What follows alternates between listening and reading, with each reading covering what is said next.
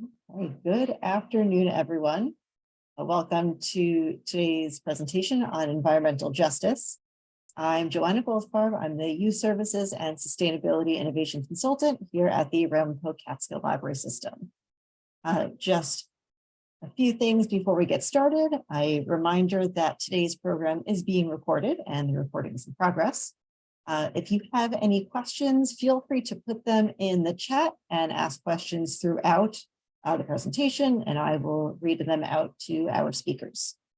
And now for who is spending their time with us today, we have Ronald Zarilla, who is the founder and CEO of Outdoor Promise.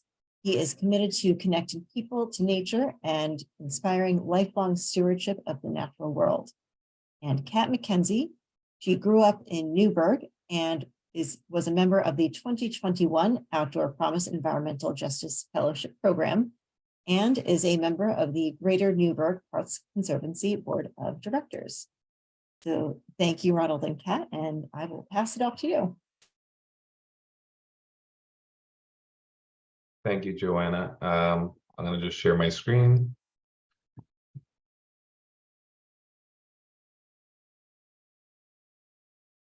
You see the slide. So, welcome everyone. Thank you for joining us today. Today, we're going to be covering a topic which not enough people know about: environmental justice. And our presentation is empowering communities and inspiring change. A large portion of it is going to be talking about very unfortunate topics that are hard to grapple with, and dense, and things like institutional racism and things that have brought environmental injustices to our communities. But there is hope, and we have great programs that Kat was a part of, and other young people that are really interested about righting the wrongs of the decisions of the past. But we're excited to share some light on the environmental injustices that Newburgh is going through and others around the country, and talk more about this movement. My name is Ronald Zorrilla. I'm the founder and CEO of Outdoor Promise. And originally, I started Outdoor Promise in a college classroom, an entrepreneurship classroom, and they told me to come up with an idea that'll have a social impact. I had a really great experience when I was young. At 13, the New York Hall of Science gave me a scholarship to go to a DEC, Department of Environmental Conservation summer camp. And that really opened my eyes of the natural world. And after I got out of that camp, I started volunteering at different environmental centers, interning at the Bronx Zoo. And it really inspired me and changed the trajectory of my life and exposed me to passions that made a huge difference for me. So when I was thinking about what can I do that would create a social impact, I thought, hey, let me connect more people to the outdoors. It had such a positive impact on me as a city kid growing up. I grew up in New York City, and I thought I would love to dedicate my life to creating that spark of curiosity to protect the environment in other kids, and that's how our Outdoor Promise got started. And I'll talk more about that in a bit. I'll let Kat introduce herself. Hey, my name is Kat, and yeah, like Joanna had said, I grew up in the city of Newburgh. Environmental work is new to me within the last, I guess I would say, since the pandemic started. Prior to, I was dancing in New York City. That's what I got my bachelor's in. Everything got shut down because of the pandemic. I came home, got really into plants, and wanted to get involved in the community. That led me to the fellowship program, which we're going to talk about later too. But now I am hopefully starting a master's program in the fall in environmental policy and communications, and doing some research work with a woman from the University of Cambridge. So yeah, really excited to be here with you all. Thank you. I forgot to mention also that I also serve on the City of Newburgh's Conservation Advisory Council. So that's a good way to to give back, and they're also partners in the Environmental Justice Fellowship Program. But this is what we're going to cover today. What is environmental justice? I'll talk more about Outdoor Promise. How does the environment make a social impact? And what ways can we promote youth involvement in environmental projects? Because the youth voices definitely need to be involved in this movement. There's so many young kids that are tapped into so much information. I mean, some people look at social media as a negative thing, and it definitely has negative aspects to it. But a lot of the young generation is so much more tapped into what's happening because social media is a tool to spread information, not just corny memes. But this is the overview of the presentation. A little bit about Outdoor Promise. Like I said, it originally started with the idea of let me take more kids and families and expose them to nature. A lot of the people we've worked with haven't had the opportunity to enjoy open, natural, green spaces. And we really feel that you can't protect something that you haven't experienced. So connecting people with nature is so important. I moved to Newburgh about 7 years ago, and that's when the National Guard base brought out to light that the drinking water in Newburgh has been polluted by a chemical, and Kat will go more into these details as she's deep in that world, protecting the water source here in Newburgh. So Outdoor Promise kind of evolved from just getting people outdoors in nature, spending time there, connecting people that have never been in nature, and getting to experience that with the hope that they will become activated and appreciate it and learn to love it and protect it. The environmental justice issues that we saw in the city of Newburgh, and we have a couple environmental injustices, and we'll talk about them in detail later, kind of led to a shift in our organization to focus more, not just on access to the outdoors, but also activating people to become environmental advocates and fight for and against these environmental injustices. So the next slide. Essentially, the environmental justice movement sprung out of like the social justice movement and human rights. And this is going to be a short 3-minute video that goes through the last 30 years of the movement. So I'm hoping it plays.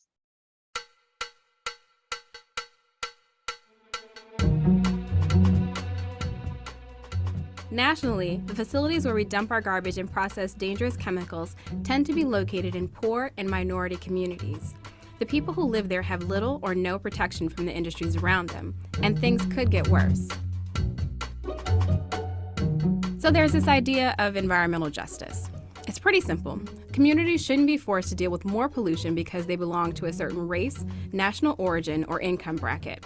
Yet America has struggled over the years to implement any serious policy that actually protects these communities. So let's lay out the ways the government has failed them. We will not allow Warren County to become a dump site. The fight for environmental justice took off in 1982, when residents of Warren County, North Carolina mounted mass demonstrations against a plan to dump contaminated soil in a landfill in their community.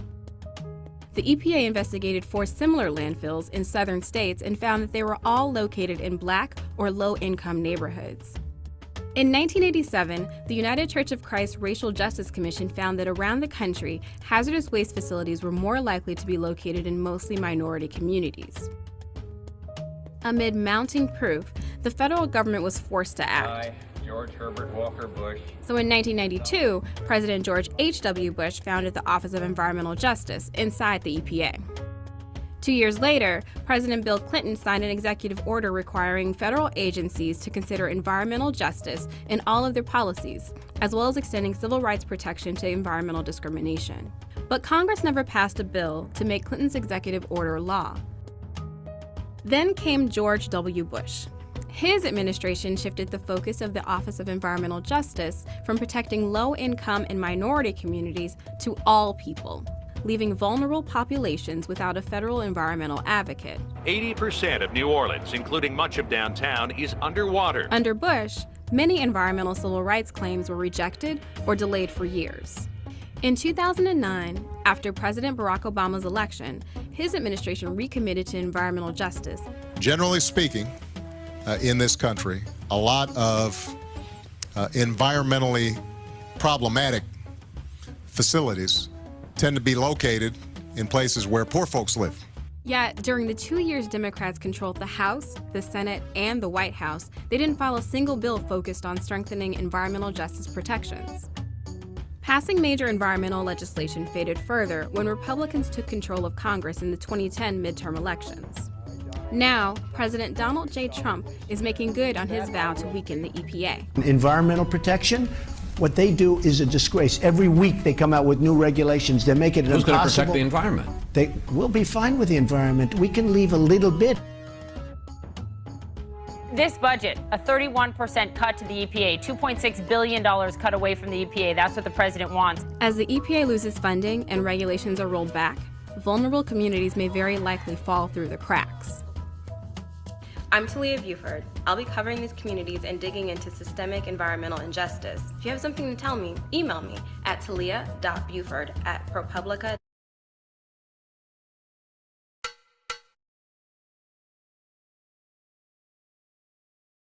So essentially, I pulled the definition of environmental justice from the EPA website, who deals with all these issues. They're the Environmental Protection Agency, and it's the fair treatment and meaningful involvement of all people, regardless of race, color, national origin, or income, with respect to the development, implementation, and enforcement of environmental laws, regulations, and policy.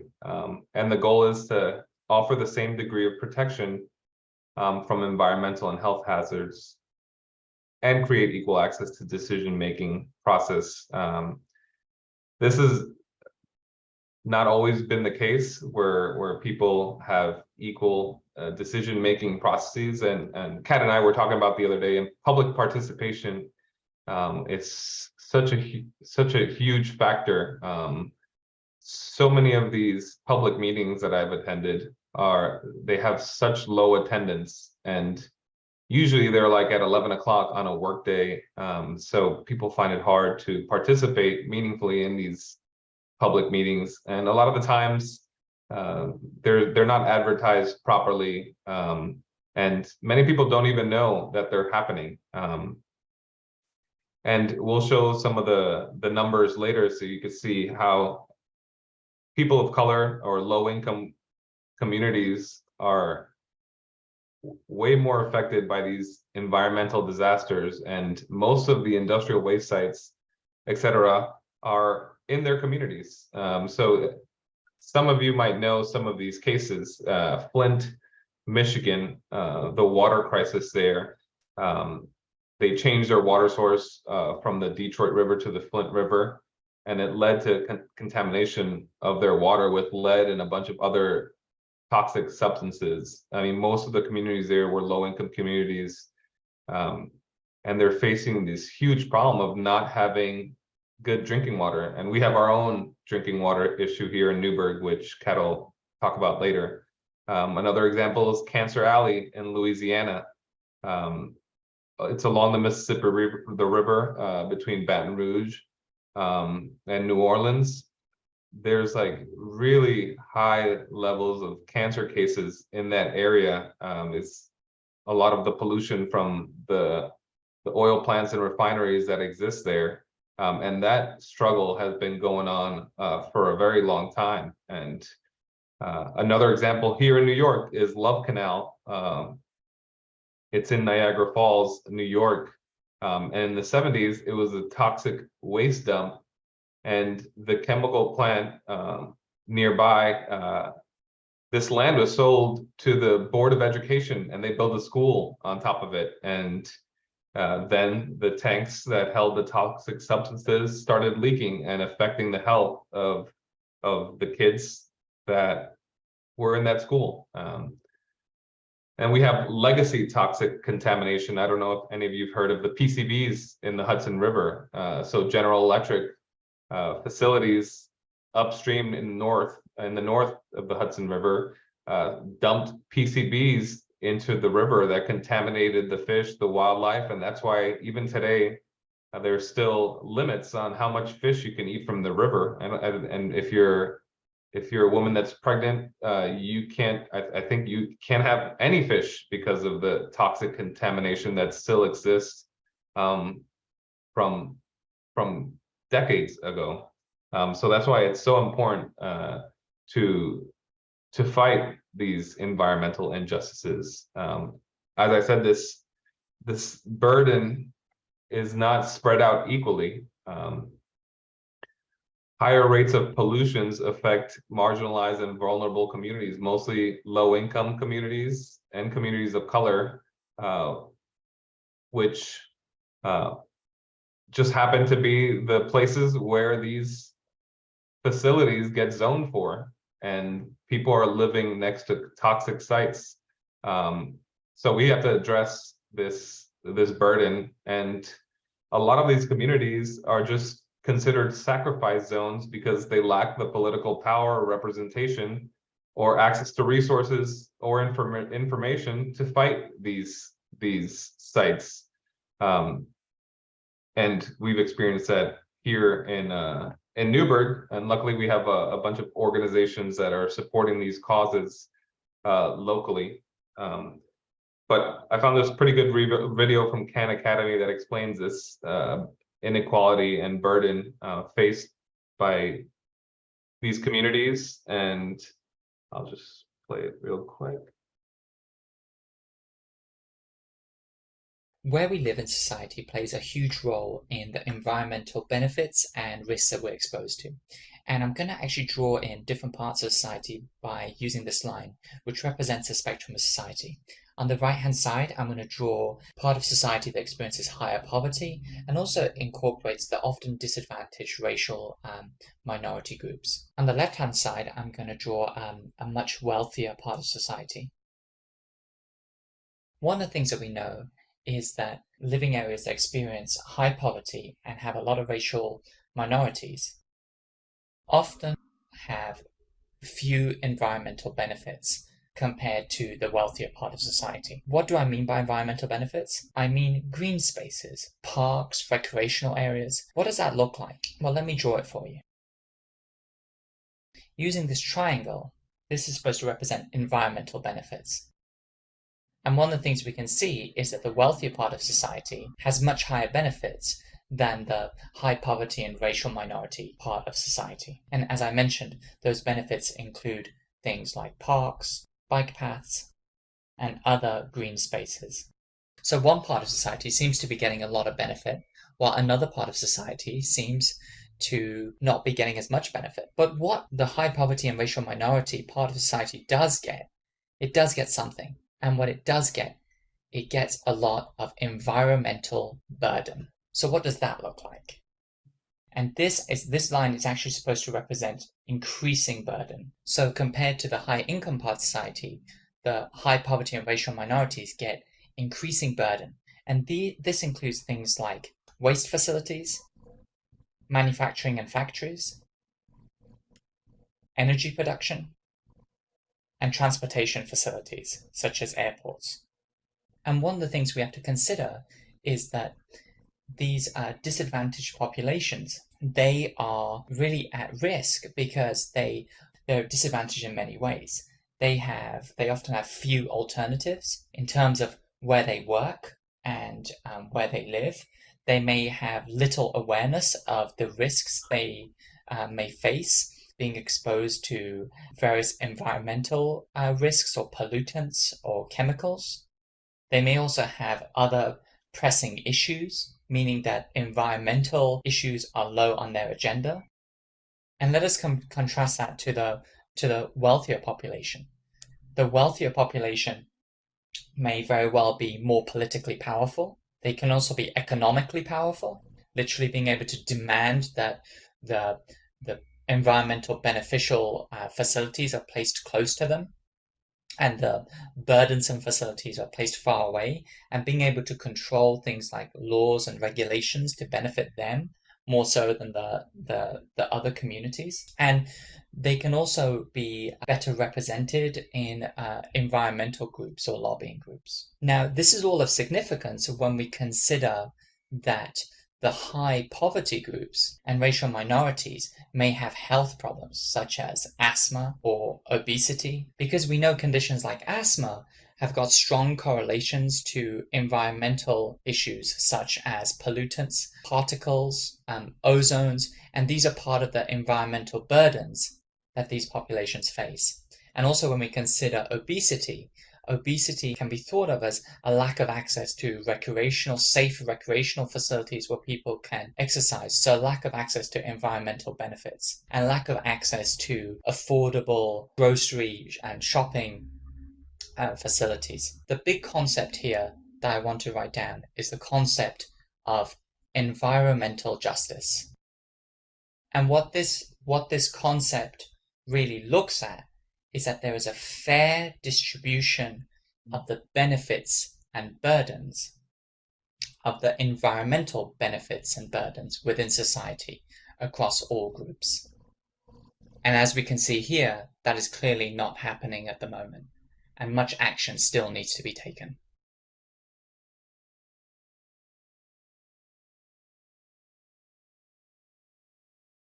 So when we talk about equity, we're not just talking about, like the video said, we're not just talking about our communities have a lot of burden of the negative things. They also have a lot less of the positive things, parks, green spaces, etc.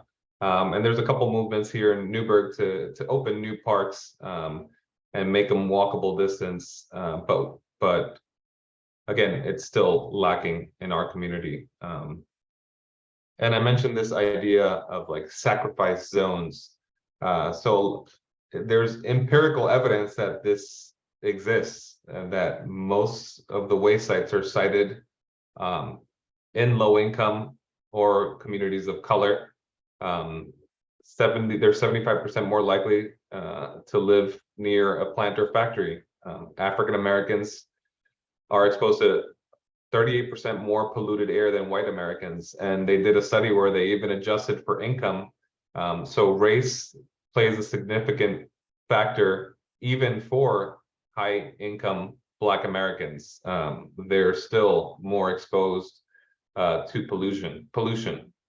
And when I mentioned institutional racism, there's policies that have been in place like redlining. And we will share these slides and you could click on this redlining link and they have historic maps of Poughkeepsie. They don't have Newburgh, they have New York City, Albany, where essentially people of color were prevented from buying home in certain neighborhoods and some banks wouldn't invest in some segregated neighborhoods. And this was the policy for a very long time. And if you map out the redline communities in the past to where industrial waste sites are now, they're usually within these redlined areas. So it's these policies that have created a lot of the situation where we're in today, where we're fighting off these harmful, hazardous facilities that exist right in our backyards, which leads to lower life expectancies. So really what zip code you live in makes a huge difference on your health and how long you will actually live. So I think this burden and this institutional practices that have gone on for so long have created a lack of trust in government and enforcement. Since people are not part of the process of deciding zoning laws, since there's been regulatory failure in the past to stop these facilities and lack of accountability when something bad does happen, there's very little accountability. This has led to a lack of trust in government and institutions in our communities, which is a challenge when trying to get people re-engaged in this work, because they've they've gone through all this for so long that people feel like they can't make a difference. But we really believe that we need to rebuild the architecture of our democracy. We feel it's been stolen from us. I love this quote from Cecil Corbin Mark, who passed away a couple of years ago and worked really hard on environmental justice issues with an organization called We Act, that our democracy needs to be responsive to human needs, not corporate needs, and needs to be responsive to the planet to be able to continue this American experiment. So people have to believe in our government that it's going to protect us. If not, more and more people will be disengaged and create this sort of dystopian madness that you kind of get a feel exists right now. And I think we're trying to re-engage people to have hope and fight for these causes. I don't know if any of you have heard of the Justice 40 initiative that President Joe Biden signed. It's an executive order that attempts to deliver 40% of the overall benefits of federal investment into climate and clean energy in disadvantaged communities. Newburgh is considered a disadvantaged community. There is a link here, which is the tool that the federal government is using to identify disadvantaged communities. In the Mid-Hudson region, 45% of our region qualifies as a disadvantaged community, meaning high asthma rates, cumulative exposure to all kinds of things. So this is a very important initiative, and there, at the end of the presentation, I'm going to share a ton of tools. I'm glad, since we're talking to a group of librarians, I hope you make use of the databases and tools where you could learn more about these issues and the opportunities that are coming down the line to support communities from the federal government. I hope this makes a difference. There's still some concerns about how the tool is created, and the Office of the EPA has funding, has staff, has this opportunity, but they still haven't hired a director for environmental justice. So I'm hopeful that this will make a difference. So now we want to talk to you about all the Newburgh environmental justice issues, and this is a couple of them.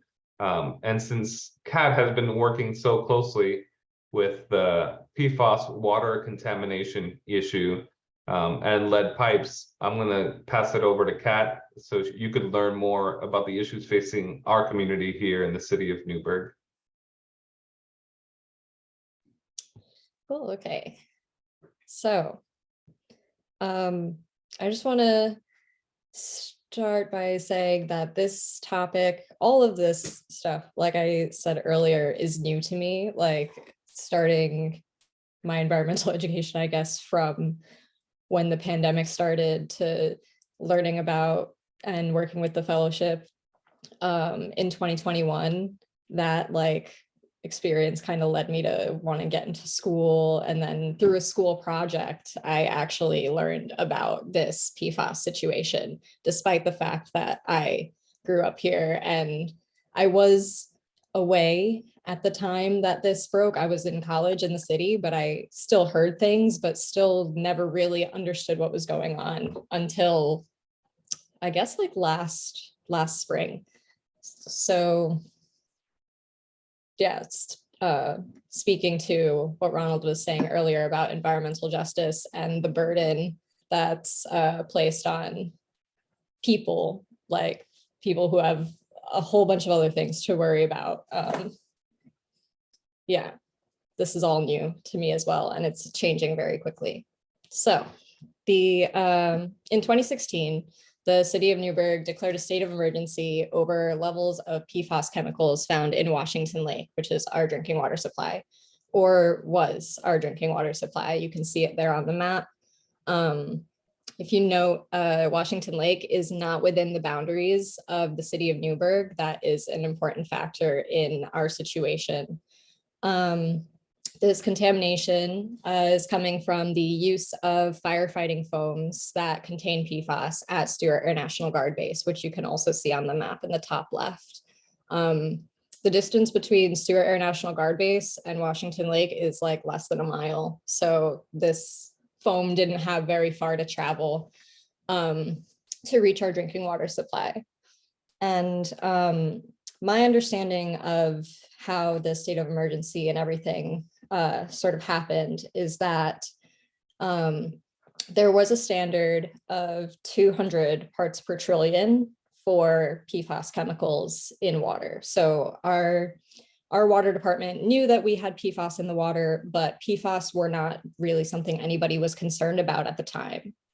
That's due to litigation, which we'll kind of talk about in a minute. But so they were monitoring for it. We knew how much of it was in the water, and we were under the limits just barely.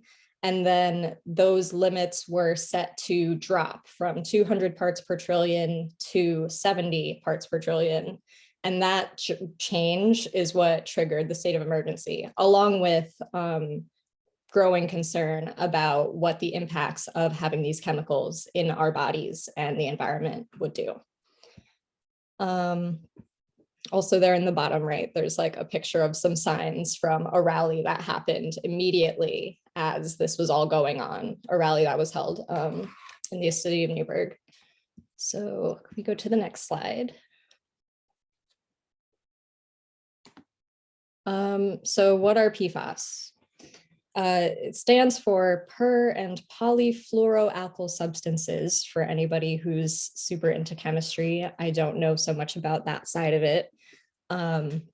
But they're basically PFAS is like an umbrella term for a class of over 12,000 now, I think is the number, man-made chemicals. So these chemicals were invented in like the 1950s by DuPont, and 3M was also a very large manufacturer of them. They're used in a lot of things. So like nonstick pans, waterproof clothing, food wrappers, some cosmetics, and the firefighting foam, which you also see in the top left, firefighting foam. So they're also known as forever chemicals because they don't break down very easily. They're biopersistent and like bioaccumulative. So they stay in the body, they stay in the environment. They do not want to be taken apart from things once they've bonded.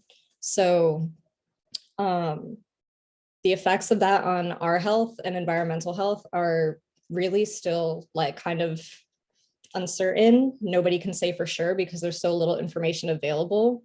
Some of the possible health impacts that they're studying right now are increased cholesterol levels, increased risk of kidney and testicular cancers, decreased immune response in children, liver problems, high blood pressure, just a whole bunch of stuff that nobody wants to have added onto their plate. And you can see in the bottom left also, these are health results from a very generous person who is willing to share them, who got their blood tested. When is this from?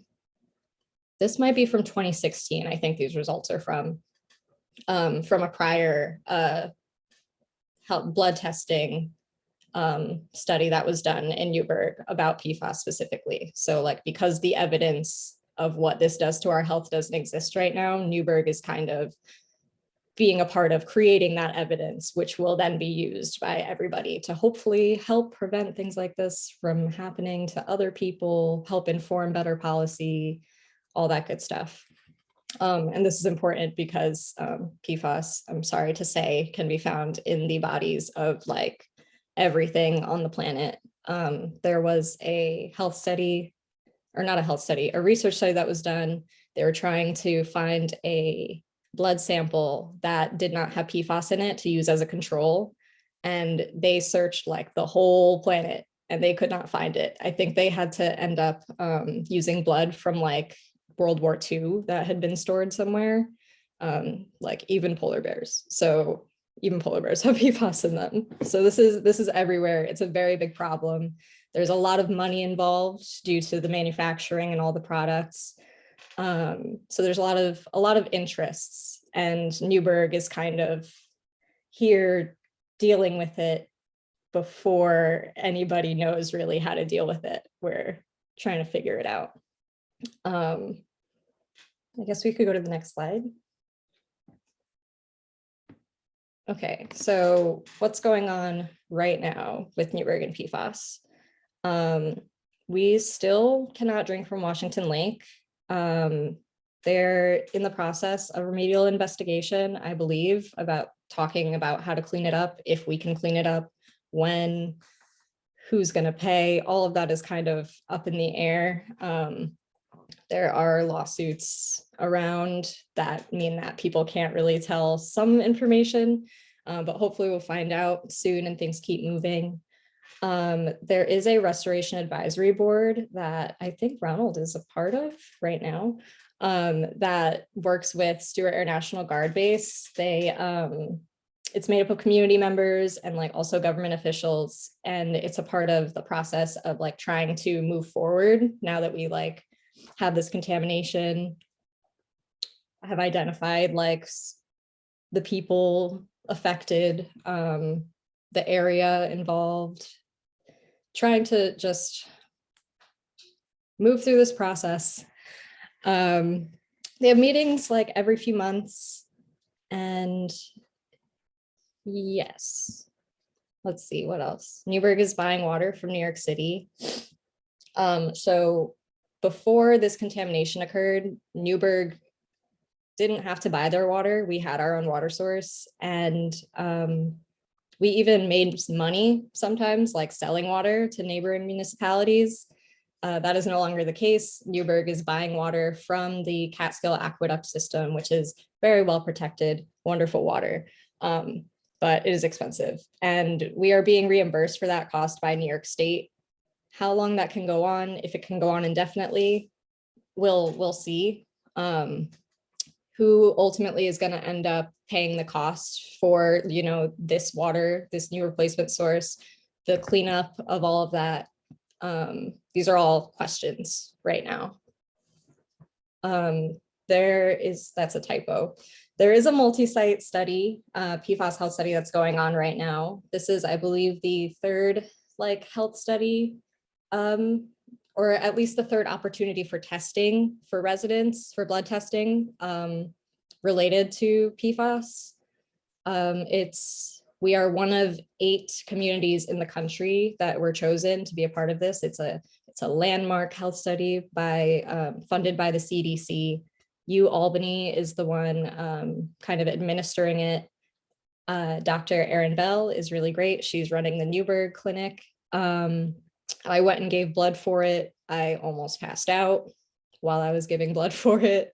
The nurses were really great. I'm really excited to, you know, get my results back and to be able to have them so that I can know what's going on in my body specifically, because there's a lot of, you know, questions and uncertainty about what this chemical is going to do to me, like how much of it is going to do what to you and when is it going to happen. Like, so to just have this information makes me feel empowered, at least related to my personal health. Like I can present this to somebody else, or if I decided to maybe sue somebody over it at some point in my life, I would have this information of what's in my blood right now, you know. So promoting the health study is super, super important. There's also gift cards that you get for participating, which I didn't know that I was going to get money for giving them my blood, which was kind of nice to hear. And then in regards to like federal legislation, or I guess just legislation in general, so we were talking earlier about the standard for PFAS in water going from 200 parts per trillion to then 70 parts per trillion in 2016. So since then, New York State has actually enacted an actual regulation. So the previous numbers that I mentioned were more like advice that the federal government was like offering for what to do. There's no actual regulation to say you can or cannot have this in your water in these amounts. So New York State made their own regulation of 10 parts per trillion. And these quantities are like super small. I just want to like say that. 1 part per trillion is like comparable to like a drop of water in 20 swimming pools. 20 Olympic sized swimming pools is the comparison. So 1 drop of water in 20 pools. Or I like to use the one of 1 second in 31,700 years to show you how small the quantity of this chemical there needs to be in the drinking water to have these effects that we're so scared of. So the New York State regulation is 10 parts per trillion. And within the last like 2 or 3 weeks, the EPA, so this is at the federal level, this will affect everybody in the country, has proposed a regulation of 4 parts per trillion for some PFAS, including some of the ones that are in our water here in Newburgh. So there's a lot moving around this issue in a lot of different places. There are a lot of different people involved, and Newburgh, unfortunately, is kind of at the forefront of everybody's trying to figure it out. We're kind of a guinea pig in a lot of ways, which, you know, ties into all that environmental justice stuff that we were talking about earlier with Ronald. Next slide. And just to add a layer of complexity, it's state-owned land that affects a local government that is polluted by a base that's controlled by the federal government. So it's layers and layers of complexity. Yeah, Newburgh's situation is super, super duper complex. I should mention also that I'm working with a woman who I met at an event about the health study on her PhD research into what the impacts of this water contamination have been on residents in terms of like their everyday life. Like people are going to the store and buying bottled water, paying way too much for bottled water, which is even less regulated than our drinking water. Our drinking water now, I drink it. I can say that much. I drink it. I think people should drink it. I've gotten to know the people who take care of our water. They're amazing. That picture in the top left is of the granular activated carbon filtration system that is in the city of Newburgh. It costs like $30 million. They don't run any of the PFAS water through it. They're running that very nice New York City water through it. So the water is amazing right now. But yeah, people don't know that. There's just like, once an event like this happens, there's just like fear. And then there's an unwillingness to like immediately go back and trust that things are fine once something like this has been happening. So sorry, Kat, I was going to say that how many consumer products have PFAS, like Teflon pots, raincoats, anything waterproof most likely has PFAS. Yeah. So I've been starting to see some commercials on TV for like pans that are like, don't contain PFAS. So like, I feel like that's going to be something we probably see in the next few years. Like PFAS free will probably show up on some products as like some of these regulations and things take effect and start to change the way that we get a lot of the things that we use every day.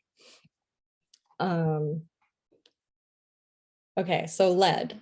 I am not as well versed in the lead situation, but I can talk to you all about it.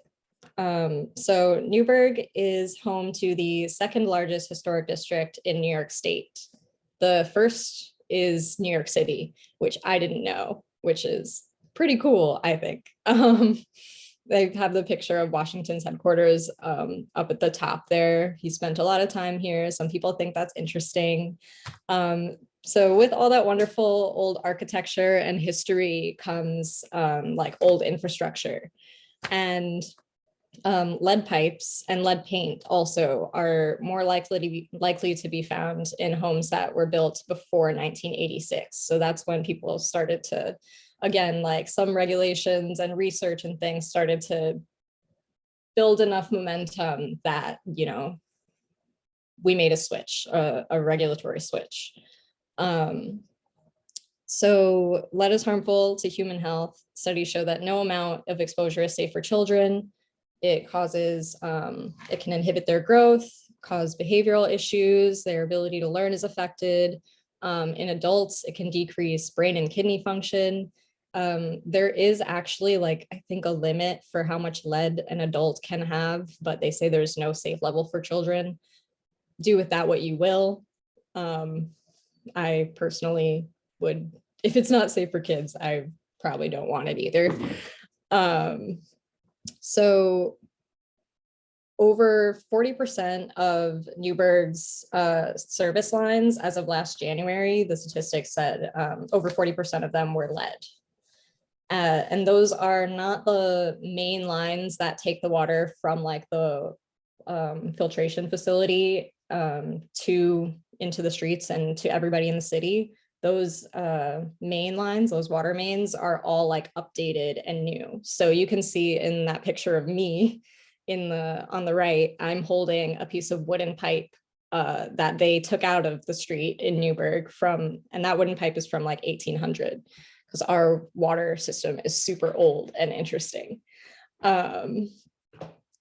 So all of the water mains are new, but the actual line that connects the water mains to houses, the service lines, some can still be lead.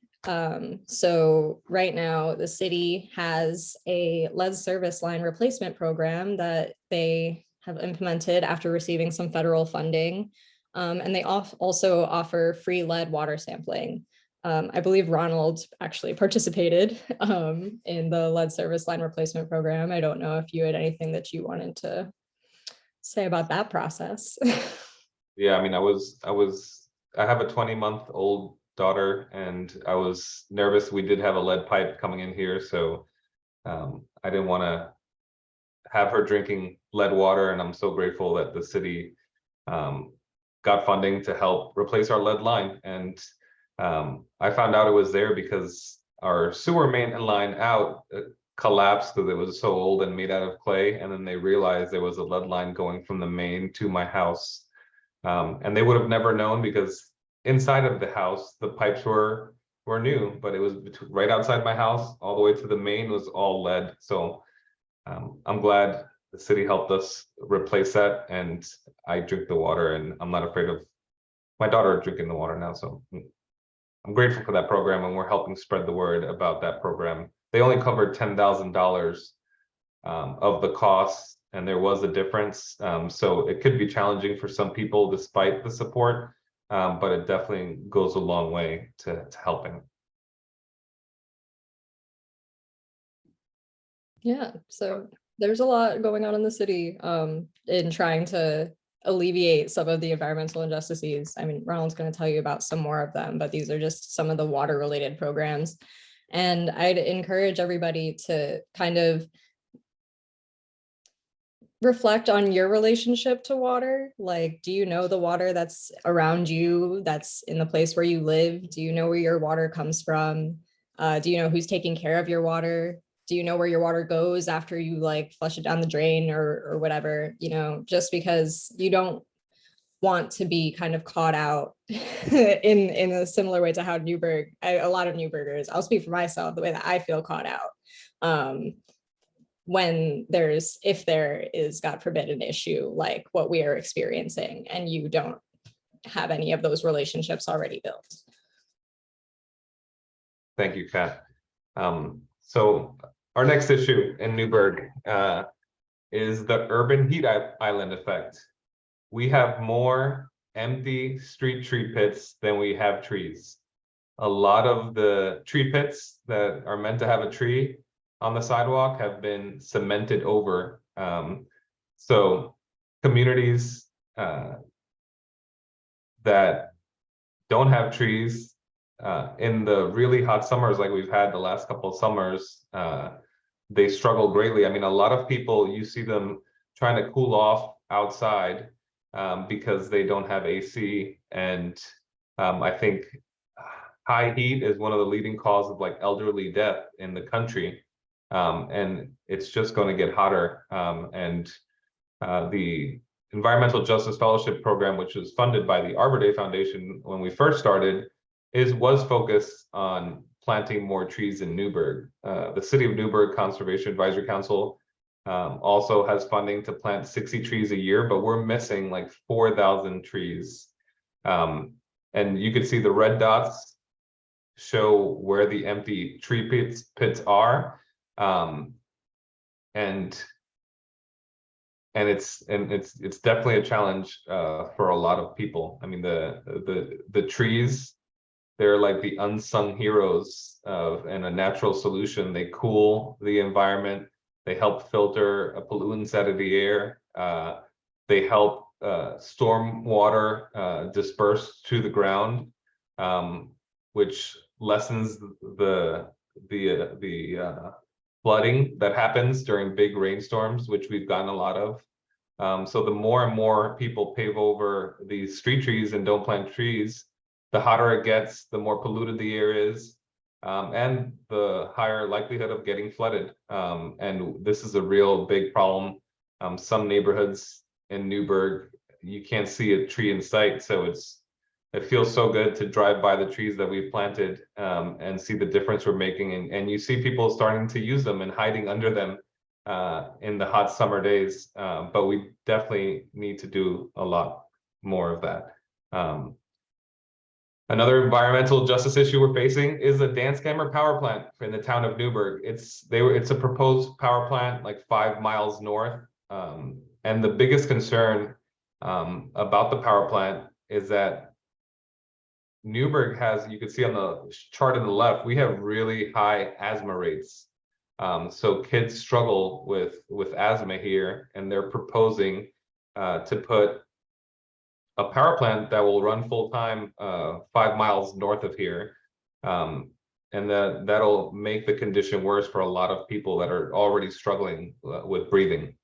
Another concern is that the gas will come from fracked natural gas in Pennsylvania. And that alone has destroyed many people's water sources in other places. So it's not just like the issues with the asthma here, it's like the upstream issues of like destroying water sources somewhere else. And New York State is actually leading the country with their Climate Leadership and Community Protection Act that is trying to limit greenhouse gases to levels that were in 1990. So having this power plant goes against the goals of that act.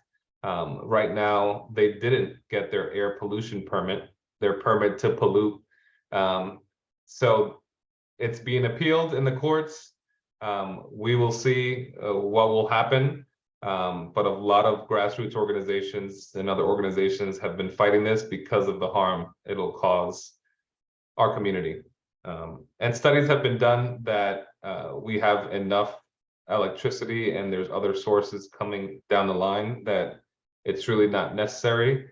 But we will see, stay tuned. It's being appealed at the state level, and we shall see. The last injustice that we were talking about, and some of you might have seen this in the news, Indian Point decommissioning. There's a nuclear power plant that's like 20 miles south of the city of Newburgh that's proposing dumping their radioactive wastewater into the Hudson River this summer. And there's a radioactive element called tritium that would be flowing in the Hudson River where people swim, fish, and they want to do that to essentially save money. They don't want to ship it somewhere else. They don't want to hold it on site and store it because that costs more money. So they're proposing to discharge all this radioactive material into the river that we all use. So that's the newest update on this decommissioning of this nuclear power plant. And it's super concerning, obviously, because the water is, we don't use Hudson River water to drink here, but there's 7 municipalities north of us, Poughkeepsie and others north, that literally get their drinking water from the Hudson River. So it's concerning that they'll have to deal with radioactive water going into their water supply, and we don't think it's acceptable. So we're fighting for that, against that. I know we've been talking very dark and gloomy, so now we're going to change the tone a little bit and talk about a little hope. So what we're trying to do, and our partners here locally, is promote involvement and inspire change. We're so happy to have Kat, who is part of one of our environmental justice fellows in our inaugural year in 2021, participate. And this is the crew. We'll show you a short video, and then Kat can share some of her experiences being part of the fellowship program. See if this is not loaded. The Environmental Justice Fellowship Program started in 2021 as a collaboration among the city's Conservation Advisory Council, Outdoor Promise, and the Greater Newburgh Parks Conservancy, with the generous support of the Arbor Day Foundation and TD Bank.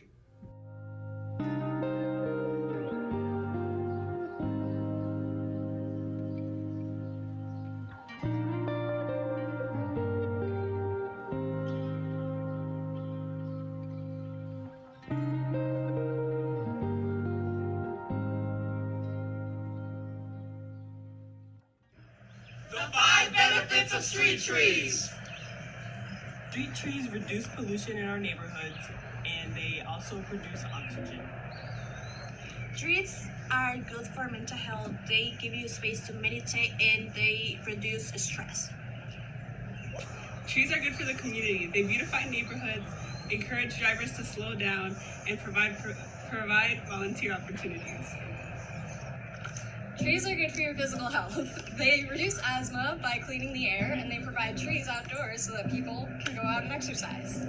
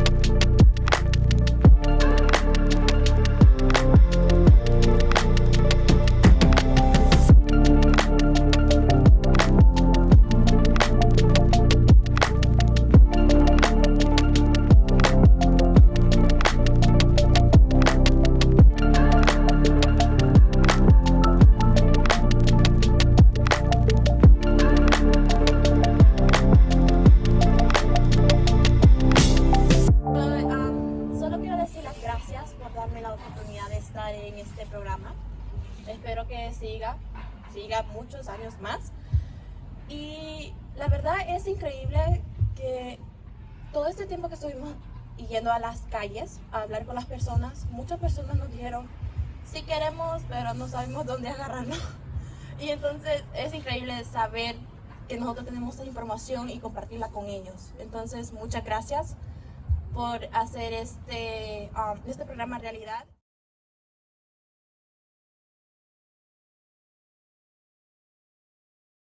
So some of the strategies, so it was such a great year.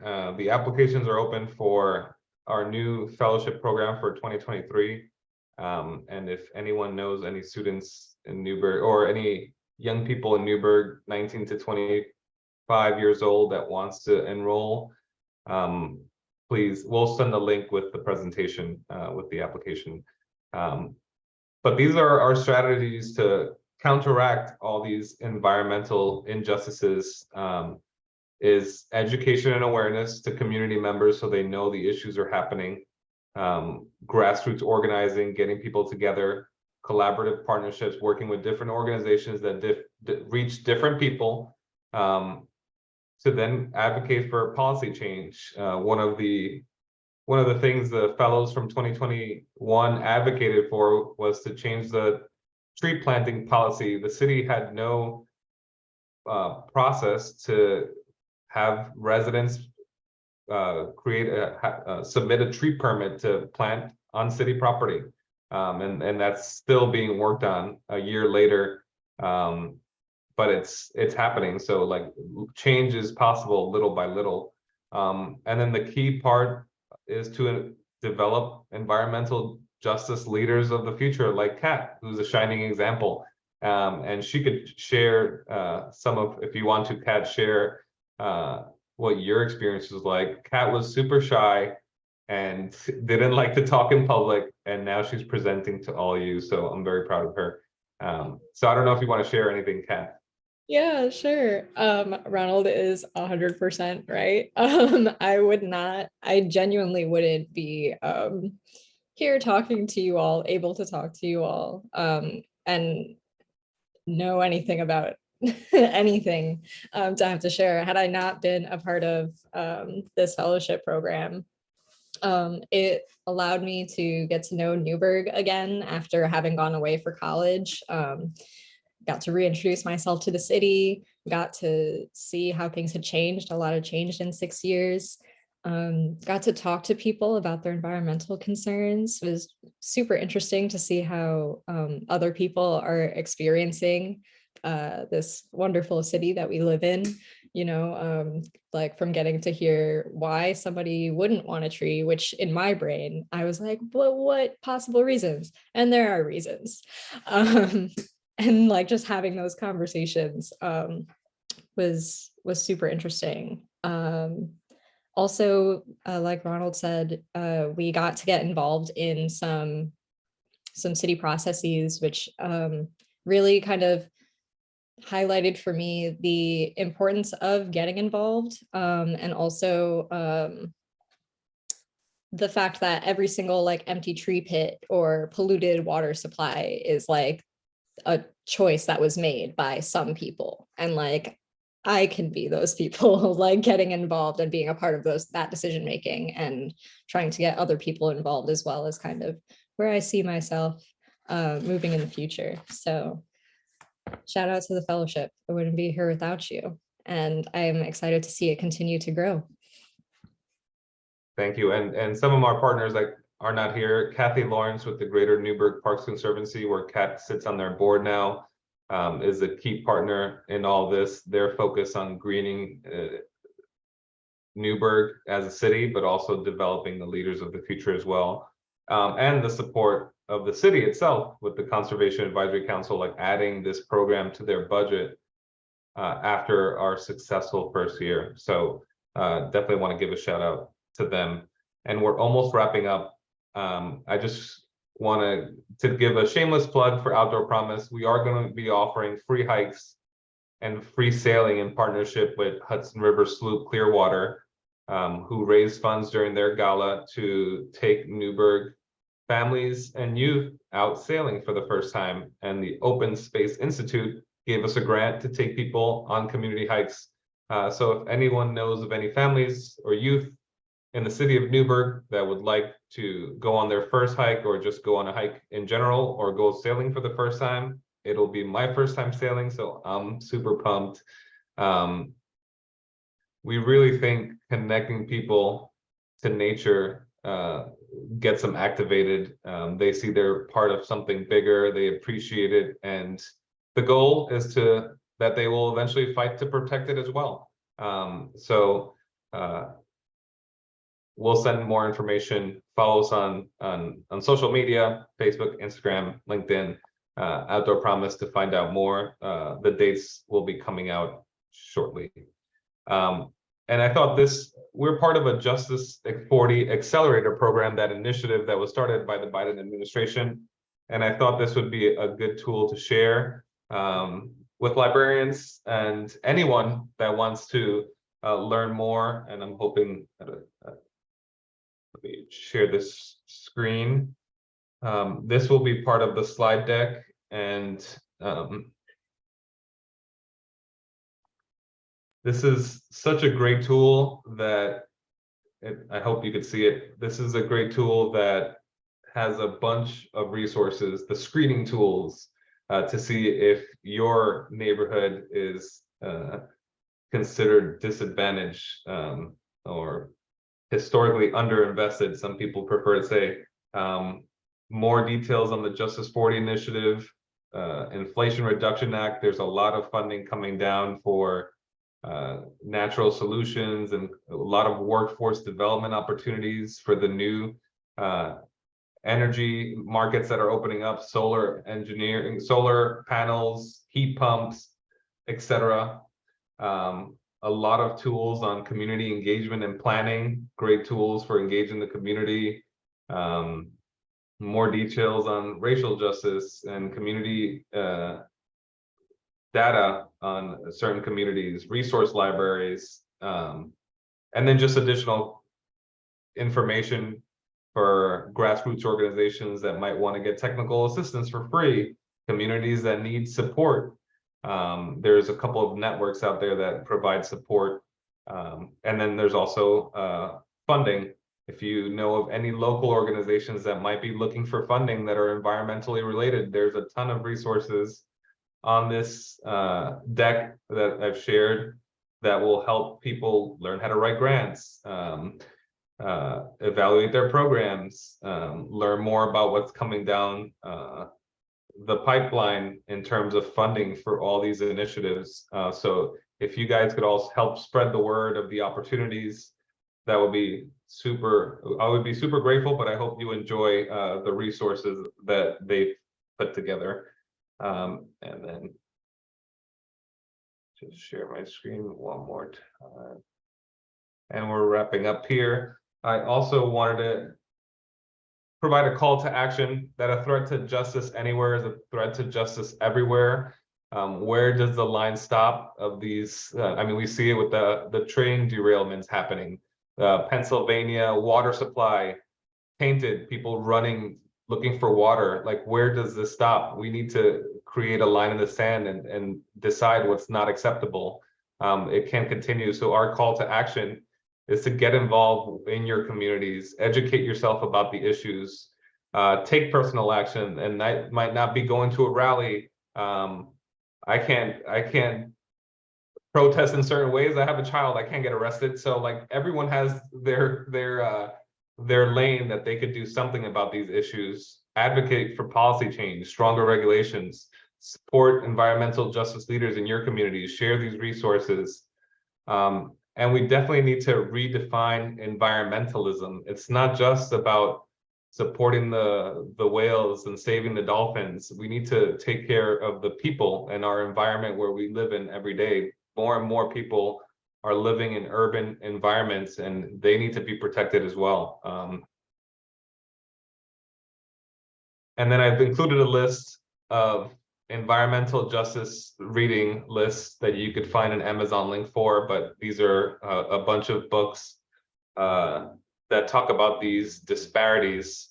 And if you would like to learn more about the environmental justice movement in general, or these stories from different communities around the country that have affected people,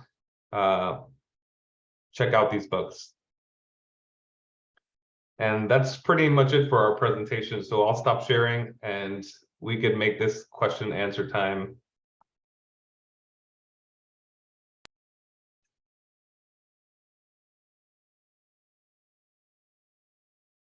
Okay, so if anyone has any questions, feel free to put them in the chat, or I think we have a small enough group today that if you'd like to unmute, feel free. Just a few things that came up in the chat while you were presenting. Doris wanted to share that the Gardner Library created a pollinator garden and said if you might want to add this to your program. That's one of the members of the Conservation Advisory Council brought up a pollinator garden. One of them was started on the waterfront here, but she wants to create educational opportunities. I know there's like a pollinator pathways program, and I think that's super important. But thank you for sharing. Yeah, we've been having conversations about hopefully doing some more pollinator plantings this summer. So we'll see. Hopefully we get one too. Get more of them. All right. Debbie put a note in the chat. She said, hello neighbors, I live in New Windsor. Our water has been impacted by the A&G base 2. We don't drink our tap water because of it. Do you know the status of our drinking water? I could, Kat, you want to answer that question? I was going to say that I personally don't know as much about the New Windsor situation, but I was going to say that there are people from New Windsor on the RAB, correct? Yes. Can you share their info? Maybe. I mean, yeah, there's some members of the council or of government showing up to the RAB.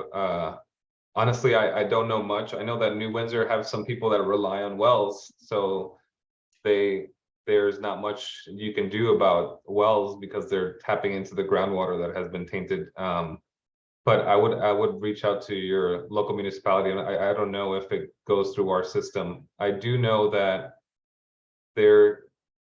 aside from Washington Lake, there's Browns Pond, which is also in New Windsor, and there's a lot of concern over development on the edge of Browns Pond. And New Windsor, that's New Windsor property, and the goal is to protect our watershed as a whole. So when you do ask about your water supply, please advocate for the protection of the land around our shared water source, Browns Pond. Unfortunately, I don't have the answer for that, but I do know that we both share that water source. City of Newburgh used to sell water to New Windsor, but the water source is surrounded by New Windsor land. So please advocate for the protection of that land and stop the overdevelopment of the edges of our water sources, because it does make a huge difference. Yeah, and definitely get in touch with your water officials and find out what's going on. They'll know best what's happening, and if they do not have some answers for you, I would definitely look to maybe the RAB Connect, the Restoration Advisory Board connection, because they'll be up to date on what's going on there. And we'll be happy to share our contact information with Joanna, so she could include it in the slides. And any form of, like we said, we value collaboration and working together. These are all issues that we can't handle alone. So the more people we have activated on all these fronts, the better. So if you have any questions or ideas, they're so helpful to build this together.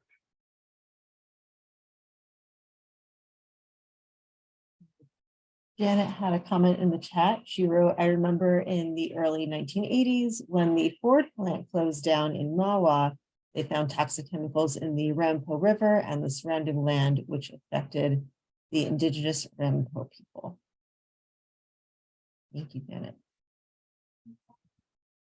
While folks might be either thinking more questions or typing out more questions, I do want to say that after you go on that hike, I just looked up the Newburgh Library, and they have a loaning program for New York State Empire Pass, and a pass to Mohawk Preserve. So if people can make it to the library, they can borrow those passes.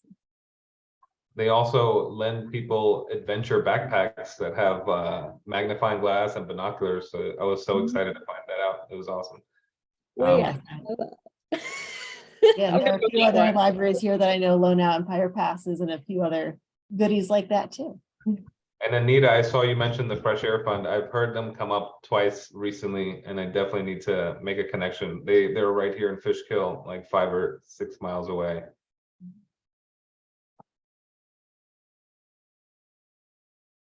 So I have a question. When you were developing the idea for the fellowship, did you know that you wanted to do a tree planting program, or do you have other ideas and then you kind of get, develop partnerships and settled on tree planting? Well, the tree plant, the fellowship, we wrote the Greater Newburgh Parks Conservancy and Outdoor Promise co-wrote a grant to the Arbor Day Foundation, and Arbor Day is focused on tree plantings. The City of Newburgh Conservation Advisory Council also has funding for planting trees and hiring an arborist and an urban forest program. We've been a tree city for 18 years, so it was a natural fit, and that was the focus. So we started focus on trees. I think we're in conversations now to try to develop broader scope. So train fellows to talk about the water issue, the air pollution issue, and et cetera, because there's a lot of issues, but there's no funding for advocacy. And there's very lack of capacity within grassroots organizations to reach the masses. So I think this grassroots level organizing where people are having conversations with people about these issues, educating people about what they can do, even if it's very little or they can do a lot, just having more conversations and awareness about the issues, because I think a lot of people are going by their day-to-day just trying to make ends meet, dealing with the burden of high energy costs and rent and stuff like that. So these issues kind of fall on the back burner, but they have such a profound effect on their health and their life expectancy. So it's super important. Plus, like the investment in like clean energy and preparing for climate change. Some people might not believe in it, but an investment in cleaner technologies will help lower the burdens of like high energy bills. So diversifying our investments and researching technologies will help. But I think goes back to like education and thinking long-term and having conversations with people you trust. Kat showing up to a City of Newburgh resident and having a conversation about these topics is completely different than an official person from some agency trying to teach them with a badge on their shirt. I think the level of trust changes, and you can have more real conversations where it's not as official, but you learn just as much, and then that is translated to the city, and those conversations and concerns are shared. But I feel like those conversations are more effective when they're with like Kat and City of Newburgh residents that have been trained, and we educate them on the issues, and they have these conversations and things come up more organically. A few more things have come in through the chat. Anita wrote, Ronald, you mentioned that you were a New York City child. Did you or do you now have any involvement with you addressed the Fresh Air Fund already. Okay. Yeah, we don't, but if you know anyone there, we would love to have a place to go with Newburgh kids. I know there are folks who send New York City, but they're so close to Newburgh, it would be great to connect them. They have they have like a program up here. I was scoping out their job offerings last summer. We should make that connect for sure. Anita, do you have a connection with that group? All right, while Anita's preparing to answer, I'll read the next question. We'll start thinking about it. Have you done programs with Newburgh schools And do you start with the elementary grades or do you only work with teens? Well, the first 4 years of Outdoor Promise existence, we were working with New York City schools, and we were working with a range of grades, some of them creating community gardens, others exploring local parks. Up here, I did a Hero Day where I went to speak to kindergartners about becoming environmental justice heroes, and what they can do. But aside from that, no, we haven't worked with Newburgh schools. We work with the Boys and Girls Club, but they were also older kids, and it was a workforce development program where we were helping build trails and plant more trees in the parks and put up bike racks and stuff, but not with the Newburgh schools. And the hikes and the sailing program are open to all ages and families. So it's not just, there's no limit. The hikes are not going to be intense. We do invite families. We want parents to spend time with their kids. It's so powerful when they could put the phones down and experience something like that together. Hopefully there's no signal where we go because we really see the connection blossom there. So yeah, the hikes coming and the sails coming this summer are open to everyone who's willing to participate. Great. Debbie is curious to know if you are aware of the environmental problems happening with South Blooming Grove's water. I am not, but I would love to learn more. I've been so focused on like Newburgh, but these problems are popping up all over the place. I did see a little bit about it online. It's, I believe, related to some like construction that is also illegal, potentially. There seems to be a lot going on in South Blooming Grove right now, but from what I've seen, there's like dye in the water for some reason. And it's now made its way, as water does, connecting all of us, sharing space in reality. It's like making its way into other water now. So I'm keeping an eye on it, but I am not, there doesn't seem to be a lot of information out there yet about what's going on. And I would just say that Superman isn't coming for all of us. So like we have to be the advocates and the watchdogs of government, of corporations, etc. And I think you all as librarians are like so key as the central hub for information and sharing of ideas and knowledge to be a catalyst for a lot of this stuff in terms of sustainability and environmental justice. That I'm glad we had a chance to talk to you, but I would love to learn more, and I'm going to check it out. Yeah, and I'll say nobody's going to know the place that you live better than you do. Like they might know it in a different way, like they might know it in sciencey terms or in whatever other way that they want to talk about it, but you're there like every day. You see what's going on. You can like observe changes and, you know, be involved in the way that Ronald is describing. Like he said, Superman's not coming. I want to give everyone a moment to ask any last minute questions. Again, if you would like to unmute, you are welcome to, or you can put it in the chat. While we're waiting for that last call, I want to thank you, Ronald and Kat, for taking the time to talk with us today. You know, this is not everyone here is from Newburgh or from Orange County, but you know, we are all neighbors. Kat, like you just said, we're connected in a lot of ways. So this does impact everyone. Yep, especially because our watershed comes up from like Platkill, so it's like all water has no boundaries and it's all connected. It just happens that the last mile has been polluted, but there's nothing to say that other organizations and will pollute other places, and that's why we need to be vigilant and get our communities activated around these issues. And we have to take a stand that enough is enough. It's not just race plays a big factor in where a lot of these things happen, but it's not just people of color that are suffering through this. Low-income communities, all communities, we all need water. We all need to breathe fresh air. We all need clean environments to thrive in.